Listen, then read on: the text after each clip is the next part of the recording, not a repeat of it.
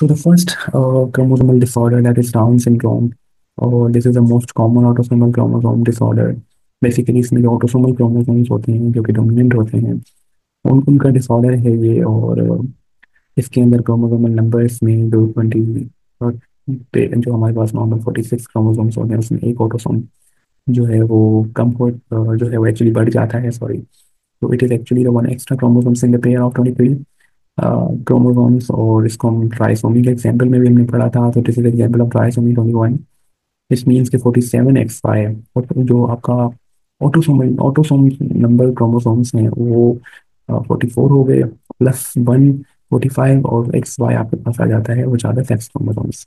If we see the causes, तो as I've discussed, 95% causes are non-disjunction, 5% are translocation, जो कि हमने पीछे ट्रांसलोकेशन इसके अंदर पढ़ा था कि this is the translocation cause. तो 95% are actually the numerical abnormalities, or 5% are translocation causes. If you see this picture, these are the patients which are with the Down syndrome, और हमारी कम्युनिटी में हम देखते रहते हैं इन पेशेंट्स को। फेशियल जो फीचर्स हैं वो बहुत मिलते जुलते हैं, और many persons are suffering from this disorder.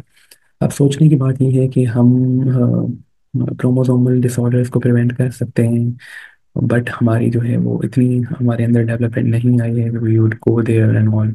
हमारे पास आई थिंक प्रेगनेंसी के अंदर एक स्कैन होता है, मैं भी नाम भूल गया हूँ, उससे पता चलता है कि एनी क्रोमोसोमल डिसऑर्डर और नॉट।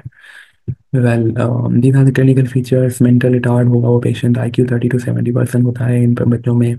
हैंडकफ डिफेक्ट होगा, यानी वो माजूर या तो बाय बर्थ माजूर होगा, पैदा होगा। Small and weather squared head, जो उसका जो हेड होता है वो बहुत ही स्मॉल होता है, और नॉर्मली तो हमारे पास राउंड हेड होगा लेकिन इनका स्क्वायर शेप्ड होता है, थोड़ा सा उभरा हुआ। ल्यूकीमिया होगा इनके अंदर, यानी abnormal number of WBCs in their blood.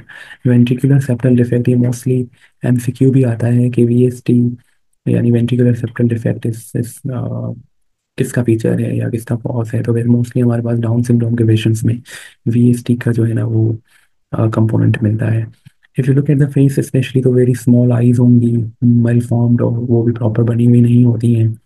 और अपवर्ड स्लैंटिंग ऑफ आईज, यानी बेसिकली जो if you see the picture you can see the difference, this is a normal I and this is upward slanting. उसका जो eye ball होगा वो ऊपर की तरफ होता है नॉर्मली। और लार्ज एंड प्रोट्रूटेड टंग, उनकी जो जबान होती है वो बहुत ही प्रोट्रूटेड, जिस तरह हमने एक्रोमेगैली में पढ़ी थी। Fat pad in the back, उसका बेक और नेक पे बहुत ज़्यादा फेट होता है, you can see here. Hands short and stubby होंगे। हाइपोटोनिया, यानी उसके जो रिफ्लेक्सेस हैं या जो टोन है मसल्स का वो बहुत कम होगा।